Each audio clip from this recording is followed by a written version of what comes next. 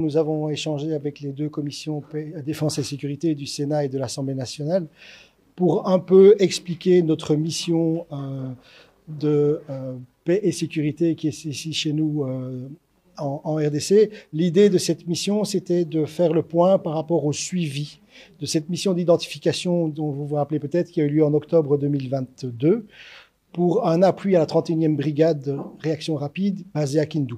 Et donc la mission qui est venue expliquer aux deux commissions Défense et Sécurité ce qui était prévu dans le cadre de cette mission de travail et de suivi et quelles étaient les prochaines échéances, mais également quels étaient les engagements des uns et des autres par rapport à cette mission et par rapport à ce suivi.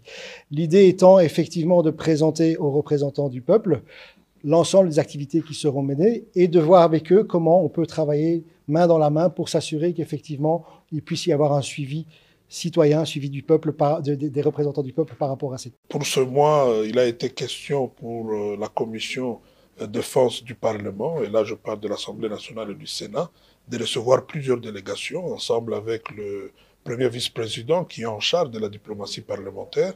Et le seul souci qui est le nôtre, c'est de toujours échanger avec nos partenaires, surtout avec comme objectif, bien évidemment, nous rassurer que nous pouvons trouver des solutions qui vont aller dans le sens de nous permettre d'avoir une armée qui monte en puissance et qui soit en mesure de sécuriser nos populations, mais aussi nos frontières. Et donc aujourd'hui, c'était un grand plaisir de recevoir cette grande délégation. Nous avons échangé sur un accord politique qui avait été pris. L'Union européenne, à l'unanimité, les États membres ont accepté de nous soutenir. Et je crois qu'aujourd'hui, c'est le début pratiquement de la concrétisation de cet accord sur terrain. Et nous, en tant que commission défense et sécurité au niveau du Parlement, nous allons avoir un œil ouvert et nous rassurer que ce projet va atteindre l'objectif qui est escompté. Je crois que c'est concret, et c'est ce qui est beaucoup plus intéressant, c'est que ça n'a pas été que de la théorie, mais plutôt du concret. Il y a eu un accord, les États membres de l'Union européenne, à l'unanimité, ont accepté de soutenir la République démocratique du Congo.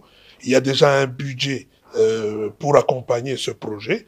Et aujourd'hui, vous voyez qu'il y a une équipe qui arrive nous rencontrer et commencer la concrétisation de cet accord sur le terrain. Et donc, je crois que ça, c'est très important.